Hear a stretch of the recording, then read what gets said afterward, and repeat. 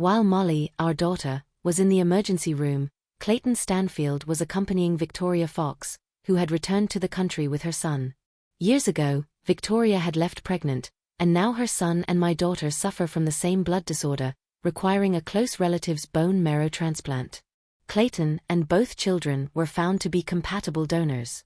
In the dead of night, his mother asked him of the two children, "Which one will you save?" Without hesitation, Clayton replied, "Bruce, of course. He's endured so much hardship with Victoria over the years."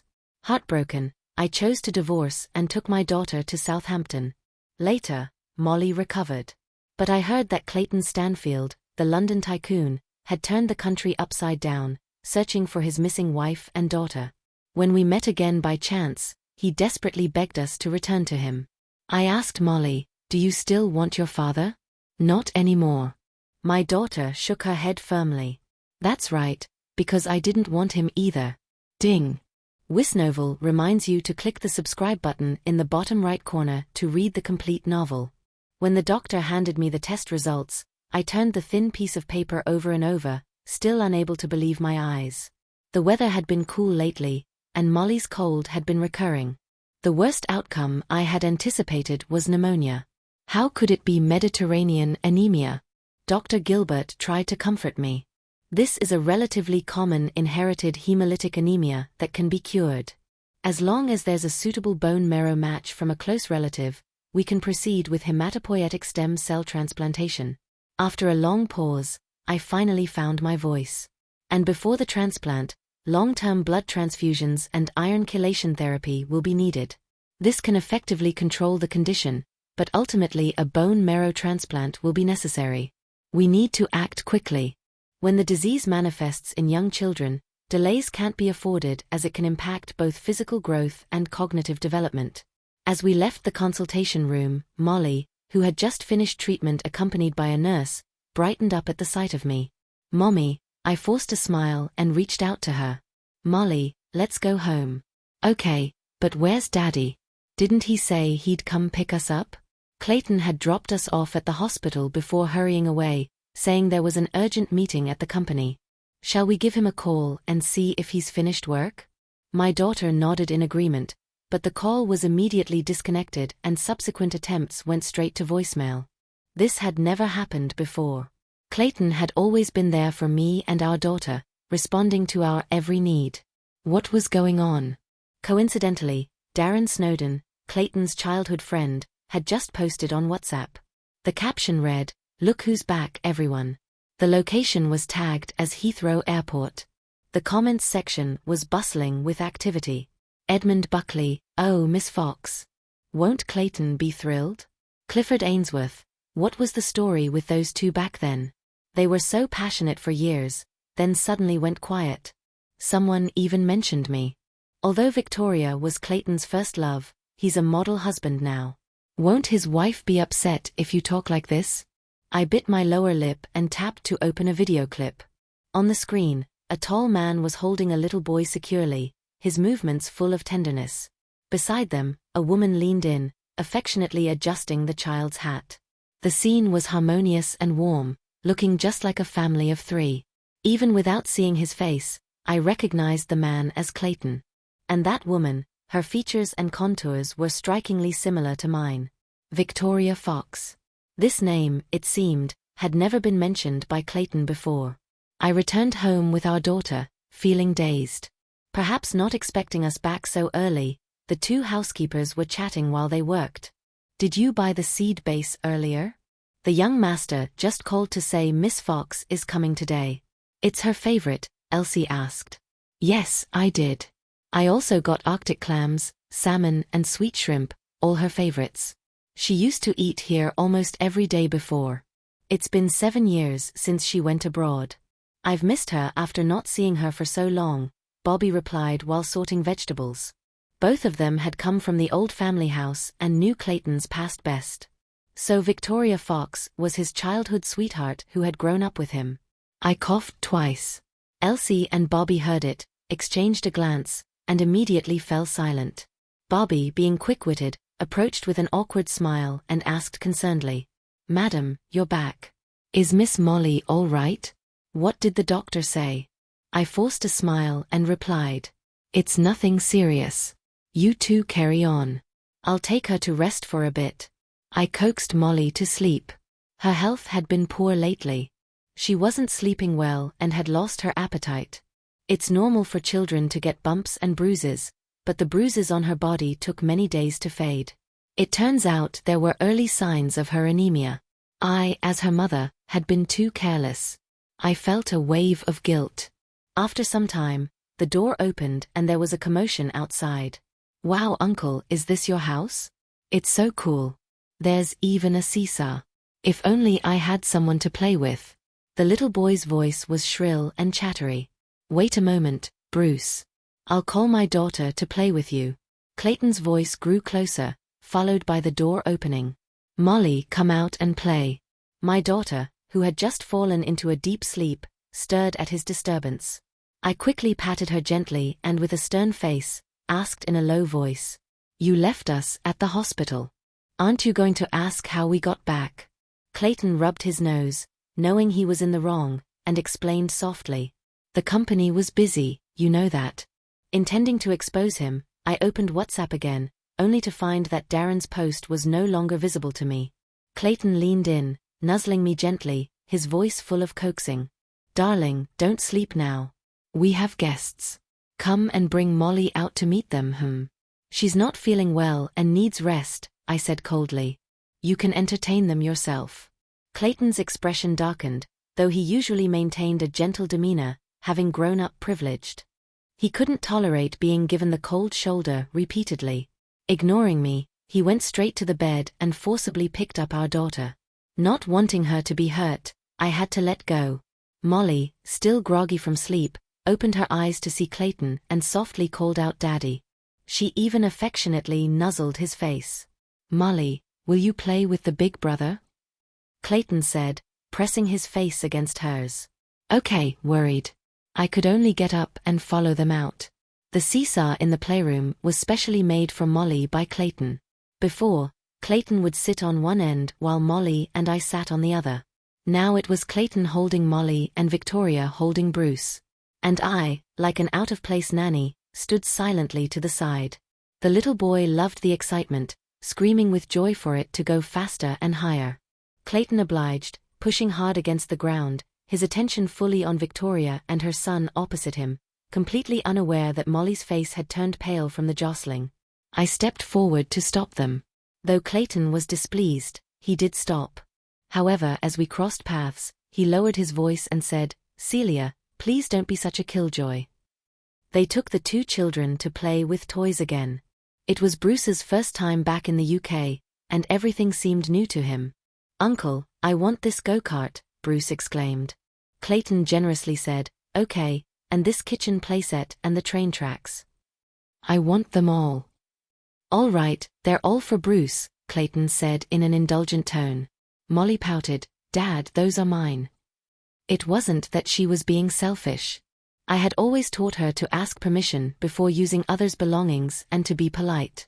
I also taught her that if other children liked something of hers and she was willing to share, her father and I would doubly compensate her for being generous. Still in her sensitive period for order, she was merely concerned that Bruce hadn't asked her first. But Clayton, unable to bear seeing Bruce's disappointed look, retorted without hesitation. "Molly, your brother isn't well. You need to let him have his way." Our daughter opened her mouth to say something more, but just then Elsie announced that dinner was ready. I went over and picked Molly up, quietly comforting her. "Be good, darling. Mummy will buy you even better toys." The dining table was laden with Victoria's favorite seafood and fresh produce. However, the doctor had warned that anemia patients can easily develop iron overload after treatment and should avoid clams and prawns as much as possible. I asked Elsie to prepare some extra porridge and steamed egg for Molly. Victoria finally addressed me. "Celia, perhaps you've misunderstood Clayton and me. We're just friends. If you feel we're in the way here, we can leave. There's no need for you to make a fuss over the food. Molly's been playing all afternoon and must be hungry. Don't torment her like this." Even without this illness, Molly has never liked seafood. Like me, she finds it too fishy. I responded calmly. It's not that. Molly hasn't been feeling well these past couple of days and can't eat these things. Clayton put down his chopsticks. It's just a cold, isn't it? No need to be so careful. Bruce has such a serious illness, yet he still eats and drinks normally. I could no longer contain my anger. Covering my daughter's ears, I retorted loudly. Molly is ill too. She has Mediterranean anemia. Have you asked about her condition even once since we got the test results today?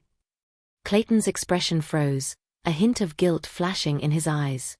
Victoria's expression turned sly as she said to Clayton, "What a coincidence. How come she has the same illness as Bruce? Looks like Celia is quite well informed." The implication was that I had already found out about Bruce's condition and stupidly fabricated an excuse about Molly being ill. Hearing this, the guilt in Clayton's eyes was replaced by suspicion. He couldn't help but question me. "Celia, have you been following me? Since when did you learn to lie and make unreasonable scenes?" A wave of helplessness washed over me. I took out the test report from my bag and slammed it on the table. When Clayton saw the diagnosis, his face paled.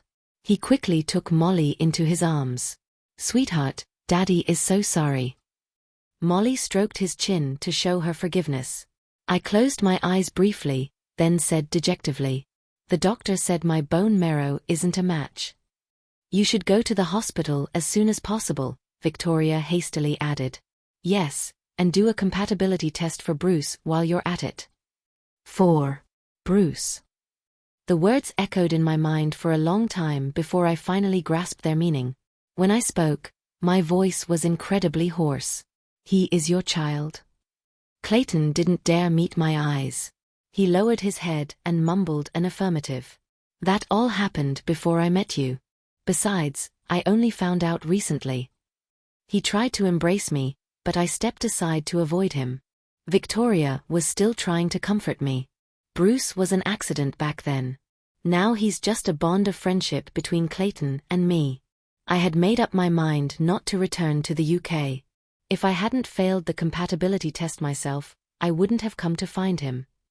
Using a child as a bond of friendship? How absurd. I first met Clayton Stanfield 5 years ago. At that time, he had just emerged victorious in a battle for inheritance rights against his illegitimate half-brother, becoming the youngest leader of the Stanfield family, full of vigor and ambition. As for me, I was just an orphan girl who grew up in a care home without any family or support. After graduating from the University of York, I started working at Stanfield Group. Through chance encounters, Clayton began pursuing me passionately. Daily flowers, luxury handbags, and precious jewelry became commonplace, escaping his busy work schedule for island getaways, custom fireworks displays on anniversaries, intimate moments in private estates. What was truly rare was his willingness to spend time and effort on me. A 6-month business trip to France and tens of thousands of miles of back-and-forth travel were proof of his love for me. At the time, I couldn't understand how an orphan girl with no background or connections could catch the eye of such a golden boy. After much thought, I naively believed it was what they call love at first sight. Today, I discovered that behind the supposed love at first sight, there was another reason. What he truly cared about was nothing more than my face, which somewhat resembled Victoria Fox's. The truth felt like a heavy shackle, firmly binding someone already drowning in misery. I was filled with anger and pain, wanting to question and complain, but not knowing to whom I could vent. For a moment, I even considered steeling myself to leave. But he held on to hope for Molly's recovery, and I shouldn't push him away at this moment. Clayton had settled Victoria and her son elsewhere. It was late at night when he finally hurried home. This time, I didn't leave the lights on for him as usual. My mind preoccupied, I pretended to be asleep with my back to the door. The bed sank behind me and his familiar cedar scent enveloped me.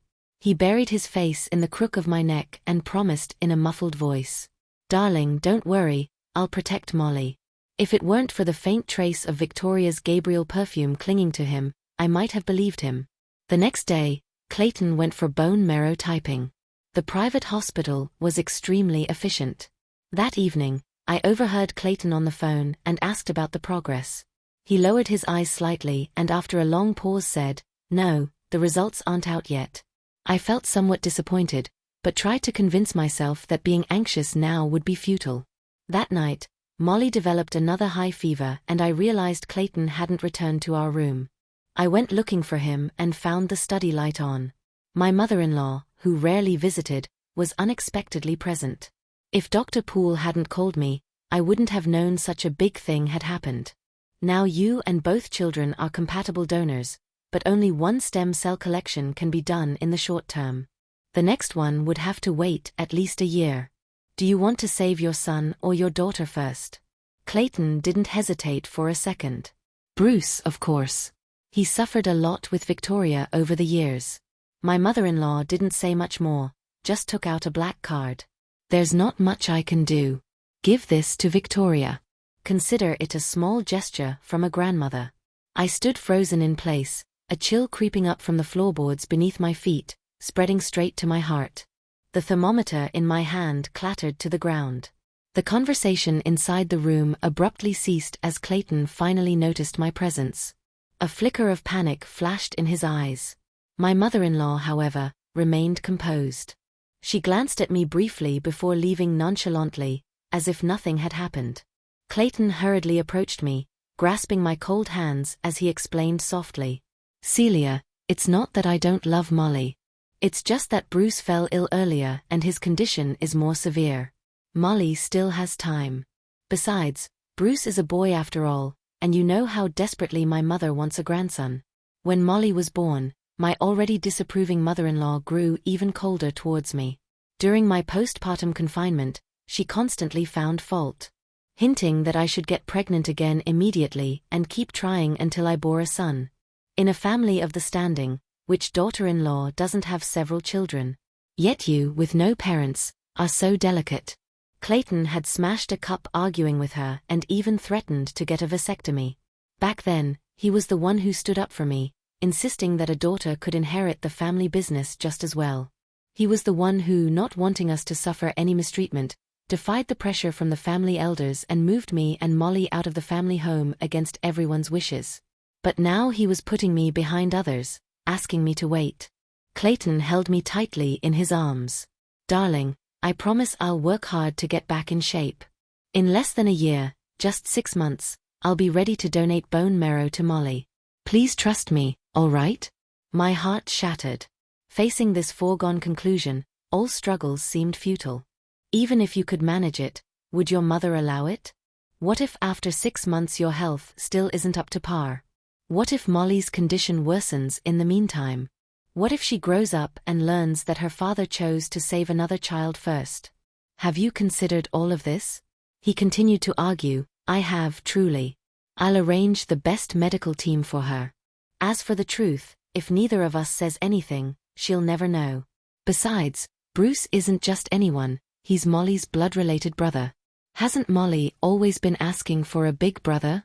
In the past, when Molly made such requests, I would laugh at her innocence.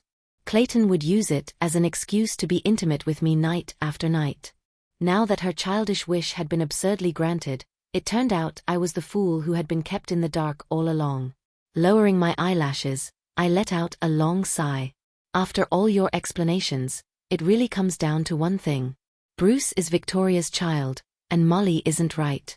Molly's greatest sin was being born to me, and no matter how similar I am to Victoria, I'm still just a substitute. The genuine article, complete with a bonus, was back on the shelf. Naturally, the counterfeit had to make way. Enough. Stop talking. He suddenly roared, his eyes bloodshot. When will you ever learn to be sensible? Everything has its proper order. Celia, don't push me. I have no choice. Yes, Victoria came first, and so did Bruce. Molly and I came later. We were the replacements, the reluctant second choices. But now we were the wife and child he lived with day and night. Before discussing who came first, shouldn't we consider who was closer, more urgent? Overwhelmed by exhaustion and sorrow, I choked up, unable to voice my grievances. Clayton yanked at his tie in frustration, then stood up and grasped the door handle, pulling it open forcefully. He stormed out without looking back. A child's cry came from behind. I didn't know how long Molly had been standing outside the room, or how much of that hurtful conversation she had overheard. She was clearly startled, her eyes reddening as tears welled up, but she bravely held them back. Her small, feverish hand gently touched my face. "Mummy, don't be scared." I pressed my cheek against her soft little face, my heart melting. As long as Molly is safe and sound, Mummy isn't afraid of anything. After a sleepless night of constant struggle, my daughter's high fever continued to fluctuate, showing no signs of abating. I took her to the hospital alone.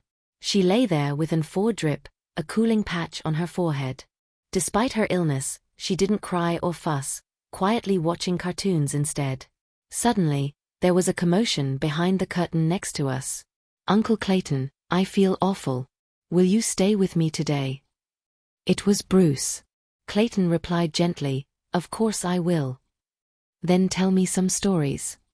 Clayton told one story after another, all ones he used to tell Molly. She seemed to realize something, glancing at me tearfully, but ultimately said nothing and drifted off to sleep under the influence of the medication. Having finally settled Bruce down, Victoria's soft voice could be heard. "Clayton, look how much he resembles you. I've regretted my decision every moment these past years. If only I hadn't left back then. Could we have been a happy family of 3? A moment of silence followed. Just as I thought Clayton wouldn't respond, he slowly spoke. "Victoria, what's past is past. Now my heart belongs only to Celia and Molly. Once Bruce recovers, you should return to the United States." "Why are you being so cruel to me?" Victoria sobbed, her voice full of sorrow. "You don't know how happy I was when I found out I was pregnant. I swore then I'd raise him well." There was a rustling of fabric as she leaned into Clayton's embrace, continuing to cry. "When I gave birth to Bruce, I was all alone. The delivery room was so big, so cold. Thoughts of you were all that got me through that ordeal. You don't know how much I envy Celia. She had you by her side, while I had nothing." The shadows on the curtain merged as Clayton held Victoria tight. After a long while, he sighed. "I'm sorry, I'll make it up to you and Bruce. From now on." I opened WhatsApp to find dozens of unread messages in my pinned chat. Sent continuously from the early hours until just now. "Darling, I'm sorry. I lost my temper earlier. I'll stay at the office for a few days so we can both cool off. I've sent the driver with breakfast, your favorite crab roe soup dumplings. Is Molly up yet? Can you video call me when she wakes? I love you. Please believe in me. Off to a meeting now. Working hard to provide for my wife and Molly. Passed by the hospital and inquired about Molly's treatment plan. Darling, are you not awake yet? Keep your spirits up. We'll beat this illness together." So men truly can be such hypocrites. He made all these superficial gestures, yet couldn't be bothered to ask our housekeeper if I was even home or how Molly was doing. I gently pressed the corner of my eye, unpinned our chat, and put it on mute. Just then, a message from my sister-in-law Alma popped up. "Celia, I heard about Molly. Are you all right? My brother is being so thoughtless, not discussing such a big matter with the family. I'm really worried about you." This was followed by a transfer of £5 million. "Celia, please take this money. I don't know much about medical treatments, but it's my savings. Use it for Molly's emergencies if needed." This was the only genuine comfort I'd felt in days. When I married into the Stanfield family, Alma was still young. Her mother and brother neglected her, so I was the one who cared for her most. That's why she's especially close to Molly and me. But she's still just a high school student. Such a heavy burden shouldn't fall on her shoulders. I tried to reassure her and sent the money back. But she insisted on not accepting it, saying it was her duty as an aunt. Fever reduction, blood transfusion, iron chelation therapy. Molly and I spent the entire day at the hospital. When we got home, Clayton was sitting on the living room sofa, his face grim. I didn't know how long he had been waiting. "Where have you been all day? You didn't reply to a single message."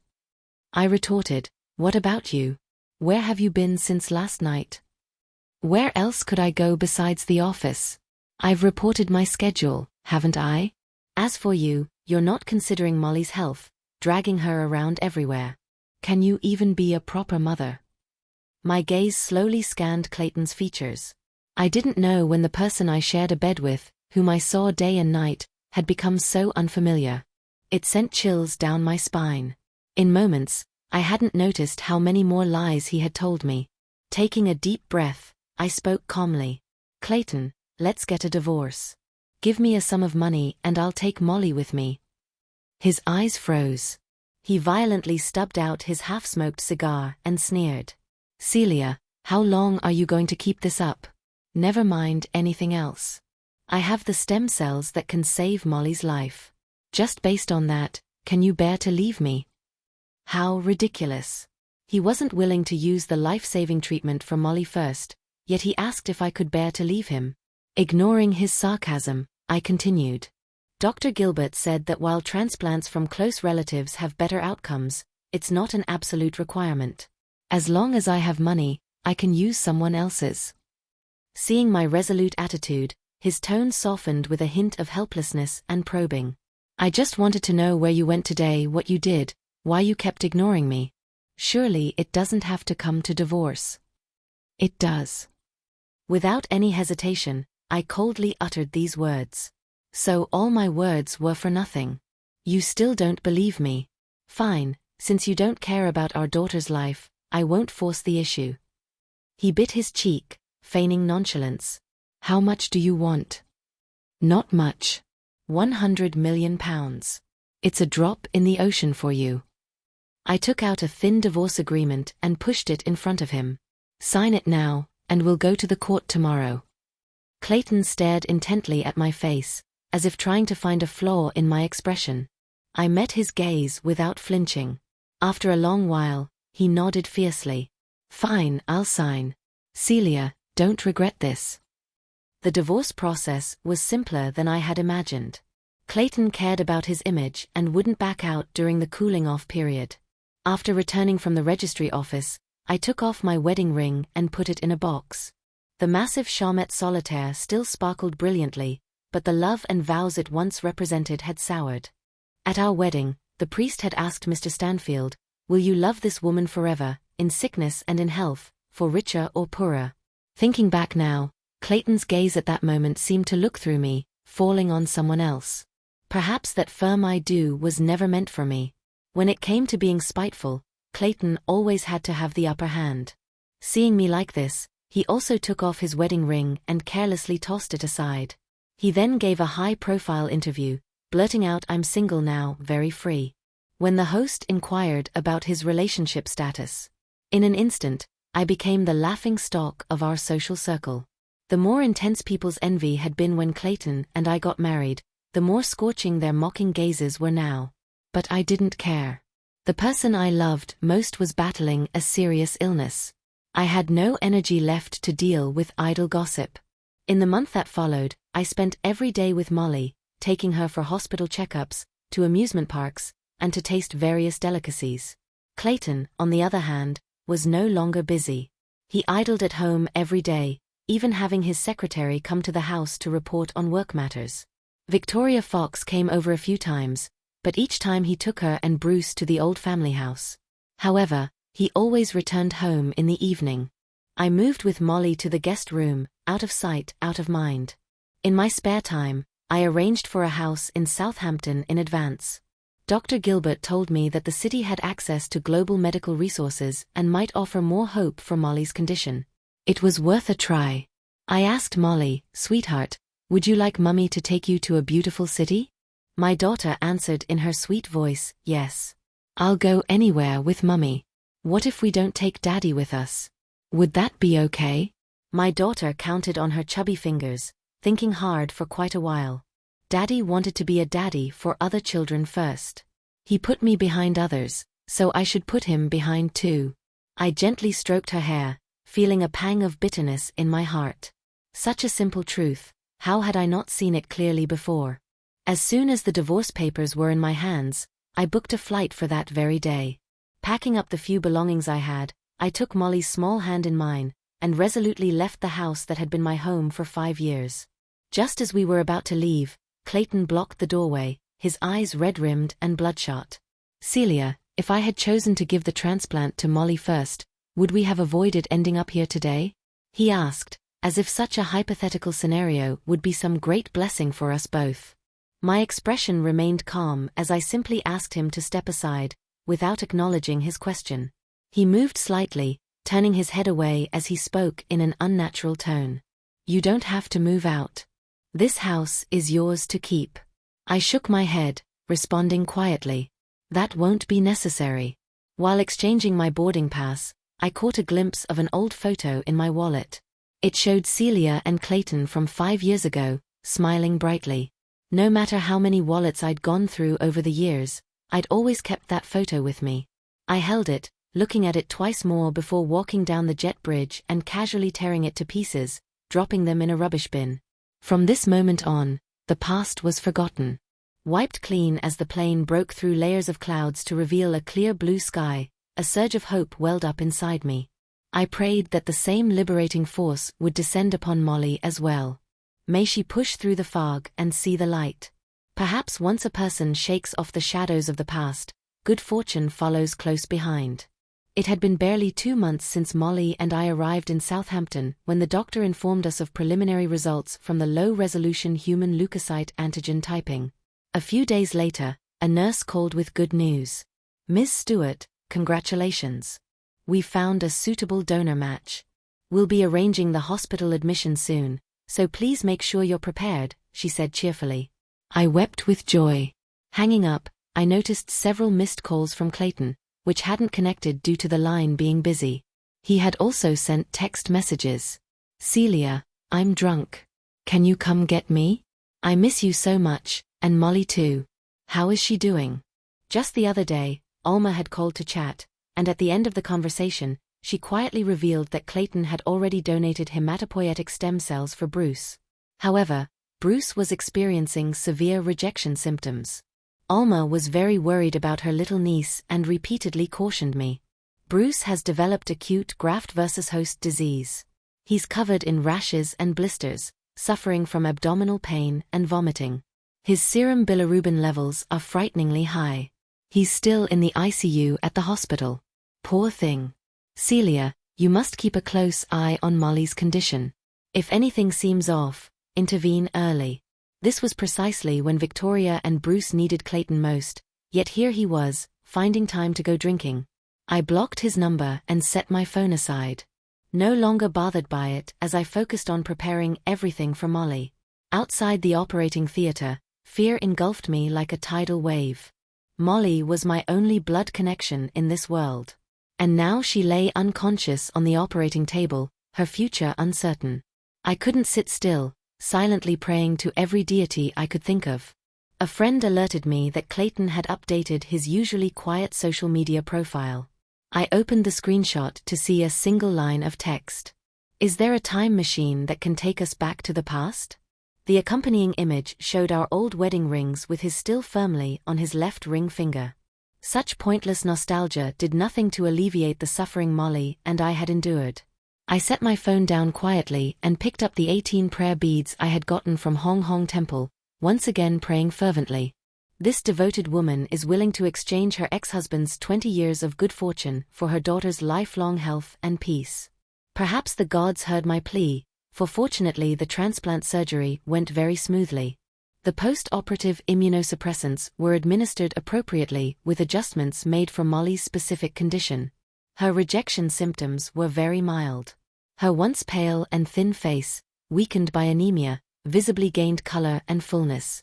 I sent a message to Alma expressing my gratitude for her warnings. Amidst her joy, she shared some gossip with an air of mystery. A while back, my brother caused quite a scene at Royal Kensington Hospital and even cut off Bruce's treatment funds. It turned out that Bruce's post-operative complications were quite severe, requiring blood transfusions. Clayton happened to see Bruce's blood test results, which showed he was type O, but Clayton himself was type AB, making it impossible for him to father a child with type O blood. Clayton suddenly realized that Bruce wasn't his biological son at all. But how could this be when they looked so alike and their bone marrow was a match? Under intense questioning, Victoria finally confessed that Clayton's half-brother, Linus, was Bruce's real father. Years ago, Linus had lost the battle for inheritance rights and left for overseas, heartbroken. He passed away not long after. When Bruce fell ill, Victoria had no choice but to turn to Clayton and try her luck. Alma sent me a video she had secretly recorded. In the footage, Clayton's eyes were red and bloodshot as he demanded, "Why did you do this to me?" Victoria's hair was disheveled, a far cry from her once gentle demeanor. She shouted back, nearly hysterical, "Clayton Stanfield, this is all your karma. If you hadn't driven Linus to his death back then, how could he have abandoned us?" She paused, a flash of satisfaction in her eyes, before continuing viciously, "I could have found an unrelated donor. But I wanted you to know what it feels like to give your heart and soul for your enemy's son. How does it feel to be betrayed by everyone? Does it hurt?" Clayton clenched his fists and left the room without a word. The image shook and the video abruptly ended. Finally, Alma spoke softly with a hint of caution in her voice. "My brother's been going mad trying to find you. He even came to ask me if I knew where you and Molly had gone. Celia, do you think we could ever be a family again, like before? I miss you and Molly so much. If my brother has truly realized his mistakes, once you've calmed down and he's been punished enough, won't you come back? Please." I smiled, not knowing what more to say. She was still young, her heart untouched by love. She didn't yet understand the complexities of loving and being loved. Nor did she realize that once time has passed and circumstances have changed, some things can never return to the way they were before. Later, I heard more sporadic news about Clayton Stanfield. It wasn't that I deliberately sought information. His background was simply too dazzling, with every move attracting attention. I heard he used all his political and business connections to search for his missing wife and daughter. He shouldered the pressure from the board of directors, disregarding any damage to the brand's reputation, and renamed all the hotels under the Stanfield Group to Stewart Hotels. At the same time, he established the Mediterranean Anemia Children's Medical Foundation to help families who couldn't find suitable donors alleviate their financial burdens. Perhaps he thought I was still taking Molly around for medical treatment. He placed missing person advertisements in all major hospitals across the country, playing 24/7. £5 million reward for finding beloved wife Celia Stewart. But all of this was in vain. Across the English Channel, Molly and I lived a comfortable life, growing increasingly distant from Clayton's world. Although we could live worry-free with the divorce settlement, one still needs to be self-reliant. To make it easier to care for Molly, I opened a flower shop.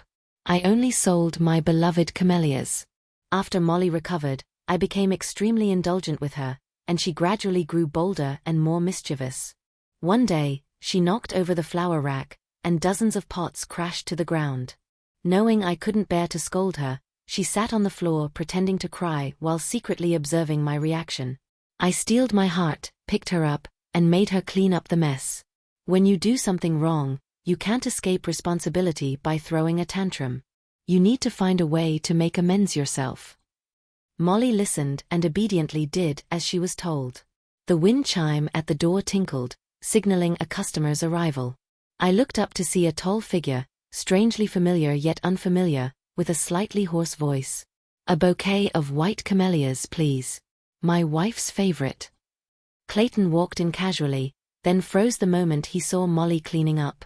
Molly, focused on her task, didn't look up and called out to me in fluent Southampton accent. "Mummy, there's a mister here to buy flowers." He turned to look at me and the documents in his hands scattered across the floor. "Celia." His eyes instantly reddened. "I thought I'd never see you and Molly again." Children are quick to forget. Seeing Clayton's strange expression, Molly asked me, "This mister is acting weird, Mummy. Do you know him?" "He's an old acquaintance of Mummy's," I patted her head.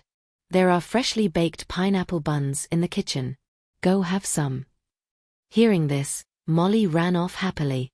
Watching our daughter's retreating figure, Clayton's eyes were full of disbelief. "It shouldn't be like this," he shook his head, biting his cheek. "Molly is my daughter. She should have grown up in London, speaking with a posh accent, drinking tea, and walking dogs in Hyde Park. She shouldn't be like this now. As he spoke, he reached out to me. Celia, will you come back with me? I know I was wrong, and I'm trying my best to make amends. His words were laughable. In his eyes, it seemed that as long as he turned back and admitted his mistakes, I would love him again without any reservations. He then enumerated in detail all the so-called things he had done for Molly and me. Make amends? How have Molly and I benefited from anything you've done? I asked. Clayton was stunned, explaining futilely. I just wanted you to know how much I care about you. Look, I remember you like camellias. Every time I think of you and Molly, I personally buy a bouquet. I'm so glad I remembered, otherwise I wouldn't have met you today. I interrupted him. Clayton Stanfield, you only know I like camellias, but do you know what they symbolize? His eyes revealed his bewilderment. They symbolize how dare you underestimate my love. Camellias are delicate and tender, yet they have their own pride. When their blooming period ends, they don't wilt petal by petal, but fall off as whole flowers. Camellias are known as beheaded flowers, never clinging to the branch. So put away your self-proclaimed romantic gestures and stay away from my daughter and me. After closing the flower shop, I drove Molly home. She fastened her seatbelt and suddenly looked at me, her big eyes blinking. Mom, I remember now. That man this afternoon was Dad, wasn't he? I nodded and asked. That's right. Do you still want him? No. She shook her head firmly. Her words carried far on the wind. Glimpsing the dejected figure beside the black Maybach in the rear-view mirror, I smiled. From that day on, my little shop received a valuable order every day that didn't require delivery, and Molly would always see Clayton at the school gates. I asked if she found it annoying. He's like a stranger. She shook her head, not even as familiar as the security guard at school. On Valentine's Day, the flower shop was especially busy and we closed late at night. As I was preparing to go home, spectacular fireworks suddenly burst over Southampton Water. I looked up to see the dazzling display, each burst fading instantly as the next bloomed. Such permits are hard to obtain. I wondered who had the influence and dedication to arrange this. Just then, I received a text from an unknown number. Celia, today is our 8th wedding anniversary. This is my surprise for you. Do you like it? I'm in hospital. The other day I saw a girl nearly hit by falling debris. It reminded me of Molly, so I rushed to push her out of the way. Could you bring our daughter to see me? I did take Molly to the hospital, but not because of Clayton Stanfield. It was my new boyfriend. He had too much to drink at a work event and was sent by colleagues for an 4 drip. The gastroenterology and orthopedic departments were on opposite sides of the corridor. As the lift arrived, Clayton was already waiting, having somehow gotten wind of our visit. His leg was in a cast, his tall frame propped up on crutches, looking rather disheveled. But his eyes held an irrepressible smile. Celia, I knew you still cared. Edwin, I called out to the tall, handsome man behind him. Molly ran towards him too. Clayton's words were cut off by my actions, his expression instantly freezing as the hope in his eyes vanished. I walked past him towards the opposite direction. He tried to stop me, but I turned my face slightly. Clayton, please don't be such a killjoy. Perhaps remembering something, his face suddenly paled. He then numbly let go, allowing me to leave. His gaze bored into my back, a tangle of desolation and regret, as if it would burn a hole. But it was he who taught me in the most painful way that when forced to choose. There's no weighing of pros and cons, no we'll see. There's only important and unimportant, willing and unwilling. Later, Clayton's mother couldn't stand her son's antics anymore. She chartered a plane to Southampton and forcibly took him away. The day the private jet departed, my bank account received a huge deposit, with so many zeros it made my eyes swim. By rough estimate, It was about half of Clayton's fortune, enough for Molly and me to live comfortably for generations. The transfer message was sickeningly sweet. "I'll always be here, if only you turn back." I thought about replying no need, but felt it unnecessary. My mind flashed back to my first date with Clayton. Fine dining, candlelight dinner. The fortune cookie on my plate happened to contain a prophecy. Love is a journey. Treat each other well. Back then I took it as a gift from fate, a sign of divine favor. Only now do I understand. Love is a journey, not a destination. Journeys have ups and downs, but ultimately everyone returns to their starting point. And those we meet along the way are like duckweed, gathering and scattering. Parting ways is the best ending. No need to dwell on it.